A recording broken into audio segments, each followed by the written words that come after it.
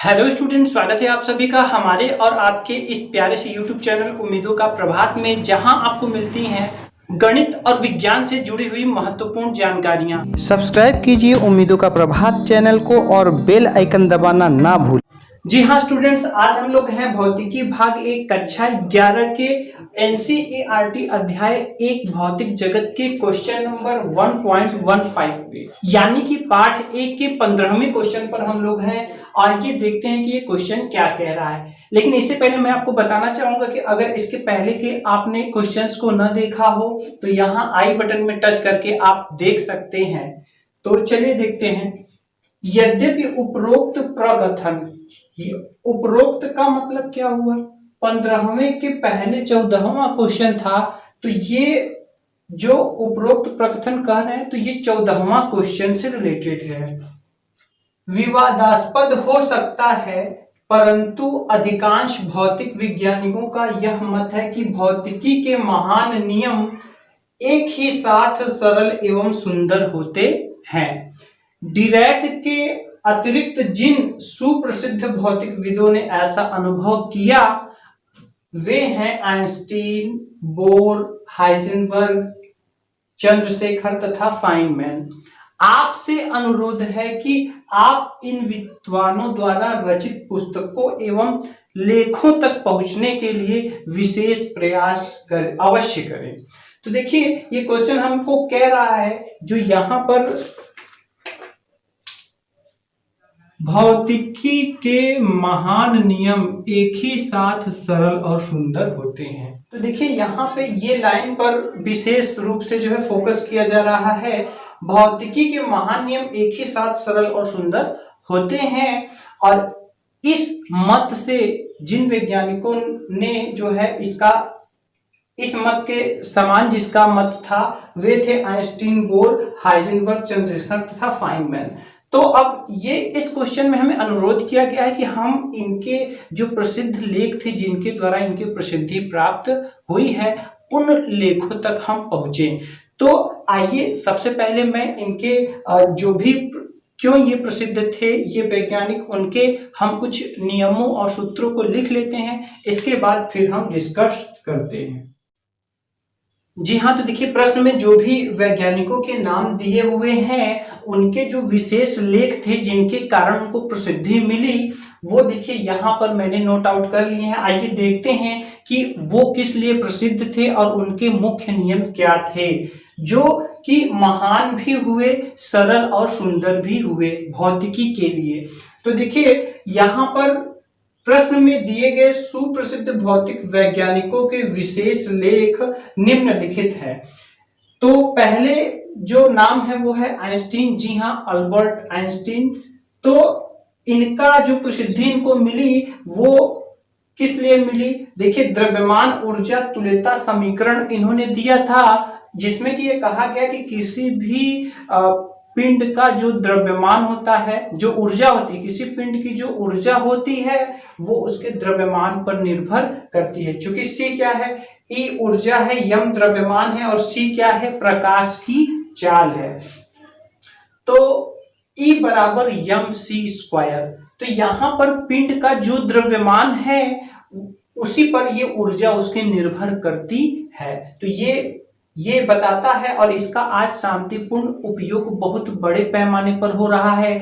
आज हमारे यहाँ जो भी परमाणु ऊर्जा उत्पन्न की जा रही है, जो आप सुनते हैं कि नाभिकीय रिएक्टर में, परमाणु भट्टी में जो है परमाणुओं का दहन करके जो एनर्जी, एटॉमिक एनर्जी जो आज बनाई जा रही है अमेरिका और बड़े बड़े विकसित देशों में, तो वो किस समीकरण से, इसी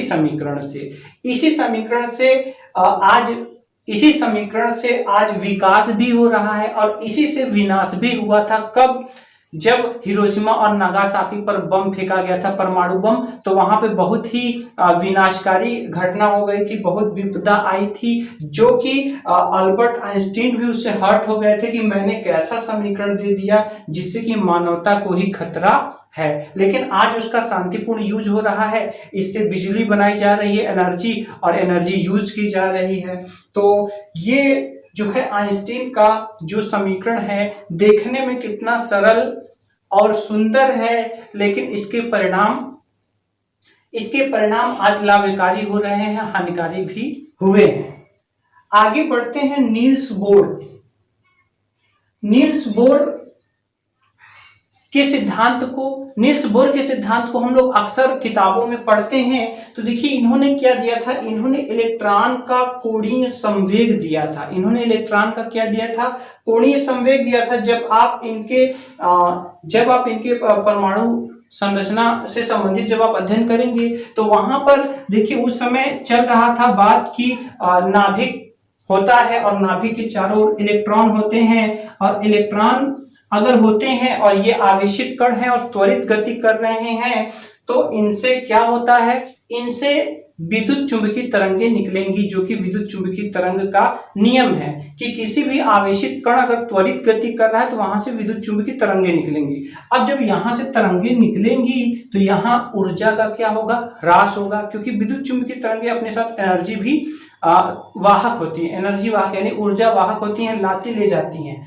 तो अब जब इनकी ऊर्जा अगर इलेक्ट्रॉन की कम होगी तो इलेक्ट्रॉन नाभिक में गिर जाएगा। तो इसमें बहुत विवाद चल रहा था उस समय। नील्स बोर ने अपना ये जो है कुछ अभिधारणाएं दी और वहां पर उन्होंने बताया कि इलेक्ट्रॉन सभी कक्षाओं में चक्कर नहीं लगाता है, बल्कि कुछ स्थायी कक्षाओं में ही चक्कर लगाता है, और उसका जो कोणीय संवेग होता है,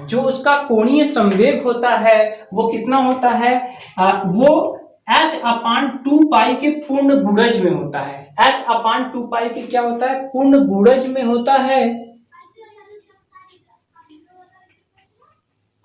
जहां पर n क्या है, जहां n बराबर क्या होगा, n बराबर 1 2 3 4 ये कक्षाओं की संख्या है। जिस भी कक्षा में रहेगा n h/2π, n कक्षा की संख्या है और h क्या है, h प्लांक नियतांक है, जिसका मान कितना होता है, जिसका मान होता है 6.626 गुणे 10⁻⁻34 जूल सेकेंड।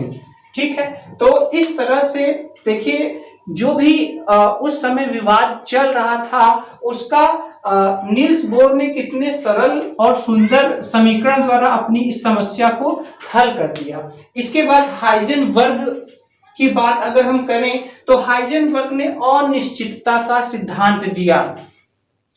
इस सिद्धांत में इन्होंने क्या कहा, इस सिद्धांत में इन्होंने ये कहा कि अगर कोई गतिशील आवेशित कण है जैसे कि इलेक्ट्रॉन, तो एक ही समय पर उसकी स्थिति तथा उसके संवेग का शुद्ध जो है गणना नहीं की जा सकती। अगर कोई गतिशील आवेशित कण है तो एक ही समय पर उसकी स्थिति तथा उसकी संवेग की शुद्ध गणना नहीं की जा सकती, और उसमें जो अनिश्चितता होती है उसको उन्होंने कैसे किस समीकरण द्वारा बताया, delta x into delta p is greater than और इक्वल टू हाफ h/2π। यानी कि अगर हम निकालेंगे तो ये अनिश्चित होगा, और अगर इसको निकालेंगे तो ये अनिश्चित होगा। देखिए यहाँ पर इसको आप बता सकते हैं, जहां डेल्टा x क्या है, डेल्टा x है कण की स्थिति, और डेल्टा p क्या है, कण का संवेग। डेल्टा p क्या है, कण का संवेग। तो इसको आप बता भी सकते हैं यहाँ पर, और h प्लांक नियतांक है। आगे बढ़ते हैं, आगे हैं एस चंद्रशेखर। इनका फुल फॉर्म सुब्रह्मण्यम चंद्रशेखर था, जिन्होंने खगोल विज्ञान में बहुत महत्वपूर्ण योगदान दिया, और इन्होंने चंद्रशेखर सीमा की खोज की। किसकी खोज की, चंद्रशेखर सीमा। ये क्या होता है, स्थायी श्वेत बौने नक्षत्र।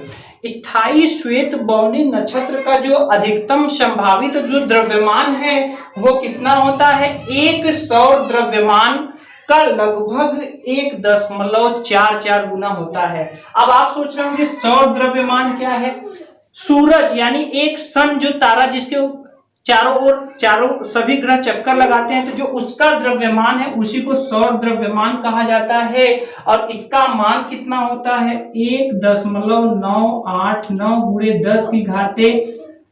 10⁻30 किग्रा। ये जो है सौर द्रव्यमान है, और ये जो स्थायी श्वेत बौने नक्षत्र हैं, इनका जो द्रव्यमान होता है वो इसका 1.44 गुना होता है। तो ये सूरज का द्रव्यमान है, इसको आपको ध्यान रखना चाहिए। ये मास ऑफ सन है, MS मास ऑफ सन है। इसको कहीं कहीं सवालों में 2 × 10⁻³ की ग्राम भी लिया जा सकता है। आगे है फाइनमैन। तो फाइनमैन ने क्वांटम यांत्रिकी में विशेष योगदान दिया और इन्होंने लेजर का विकास किया। तो इस तरीके से अगर हम इन समीकरणों को देखें तो ये समीकरण महान नियम होने के साथ साथ सरल और सुंदर भी जो है प्रतीत हो रहे हैं। तो उपरोक्त विवेचनों से स्पष्ट है कि भौतिकी के महान नियम एक ही साथ सरल एवं सुंदर हैं। तो इस तरह से हम अपने इस क्वेश्चन का आंसर कर लेंगे। मिलते हैं अगले वीडियो में नेक्स्ट क्वेश्चन के साथ। Thanks for watching.